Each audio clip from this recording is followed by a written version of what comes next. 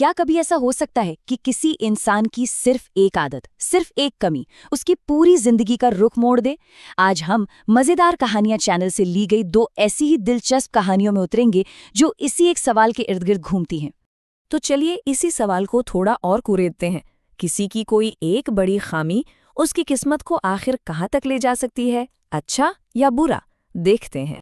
तो मिलिए हमारे आज के दो किरदारों से। एक तरफ है मुन्ना, एक ऐसा चोर जिसे अपनी काबिलियत पर कह सकते हैं थोड़ा ज्यादा ही घमंड है। और दूसरी तरफ है सुबोध, एक ऐसा लड़का जिसकी दुनिया उसकी कभी न खत्म होने वाली भूख के चारों ओर घूमती है। तो चलिए इन दोनों की दुनिया में चलते हैं और देखते हैं कि कहानी हमें कहाँ ले जाती है। शुरुआत करते हैं हमारे शेखी बघाड़ने वाले चोर मुन्ना से। कहानी शुरू होती है मुन्ना से। मुन्ना एक चोर है और अपनी नजर में वो कोई मामूली चोर नहीं बल्कि उस्ताद है। उसका गिरोह औरंगाबाद के पास एक बड़ी ट्रेन लूट का प्लान बना रहा है। मुन्ना का घमंड वो उसकी रग रग में बसा है। वो खुद को एक सीनियर टैलेंट समझता है, मतलब वो आदमी जिसके बिना कोई बड़ा काम हो ही नहीं सकता। भले ही असल मेहनत करने की जब बारी आए तो वो कहीं नजर ना आए। तो प्लान क्या था? एकदम सीधा साधा।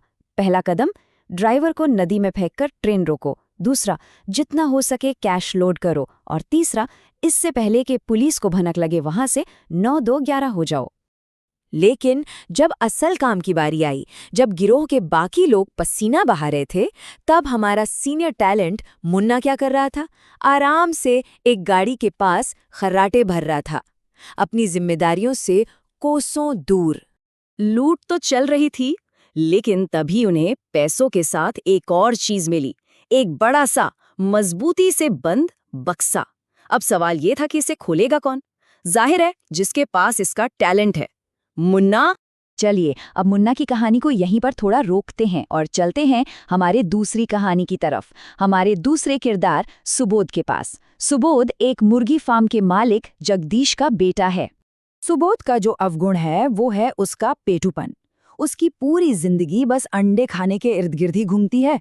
सुबह नाश्ते में अंडे, दोपहर के खाने में अंडे, थक गया तो अंडे। हालत ये थी कि अंडे खाने की शर्त में उसने बड़े बड़े पहलवानों को भी धूल चटा दी थी। लेकिन ये जुनून एक दिन सारी हदें पार कर गया। सुबोध ने एक खाने की शर्त के चक्कर में अपने पिता के एक दो नहीं पूरे 10,000 अंडे इस्तेमाल कर लिए, और नतीजा, परिवार का पूरा कारोबार रातों रात ठप हो गया।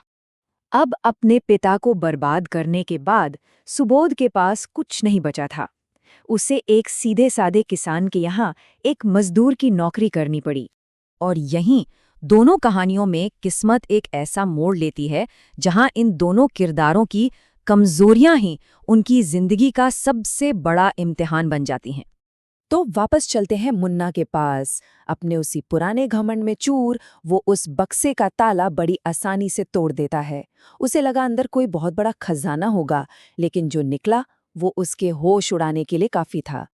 जैसे ही बक्से से एक विशाल शेर दहाड़ता हुआ बाहर निकला, सब में भगदड़ मच गई। बाकी चोर तो जान बचाकर अपनी गाड़ियों की तरफ भागे, लेकिन हमारा महान सीनियर मुन्ना, वो तो डर के मारे वहीं का वहीं जम गया।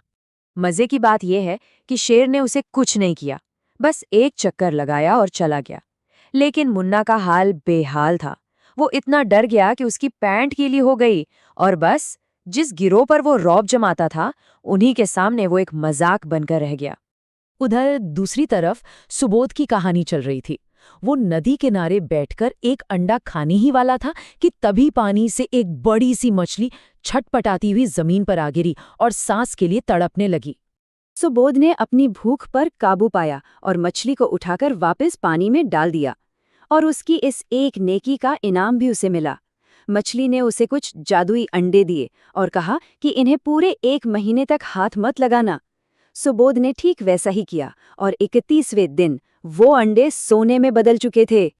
तो अब देखते हैं कि इन दोनों कहानियों का अंत कैसे हुआ और हमें इससे क्या सबक मिलता है। देखिए, आखिर में अमीर तो दोनों बने, लेकिन दोनों की हालत में जमीन आसमान का फर्क था। मुन्ना अमीर तो था, लेकिन बेइज्जत हो चुका था।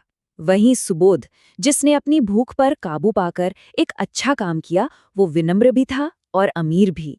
तो मतलब साफ है, मुन्ना का घमंड उसे अपने सबसे बड़े डर के सामने ले आया और उसे जलील कर गया। दूसरी तरफ सुबोध ने सिर्फ एक बार अपने पेटूपन पर काबू पाया और उसकी किस्मत चमक गई। दोनों की कमियों ने ही उनकी किस्मत तय की। ये कहानियां हमें एक बहुत ही दिलचस्प सवाल के साथ छोड़ जाती हैं। आखिर ज्यादा जरूरी क्या है, हमारा किरदार या हमारी किस्मत? क्या हम अपनी आदतें बदलकर अपनी किस्मत बदल सकते हैं, या जो लिखा है वो होकर ही रहता है?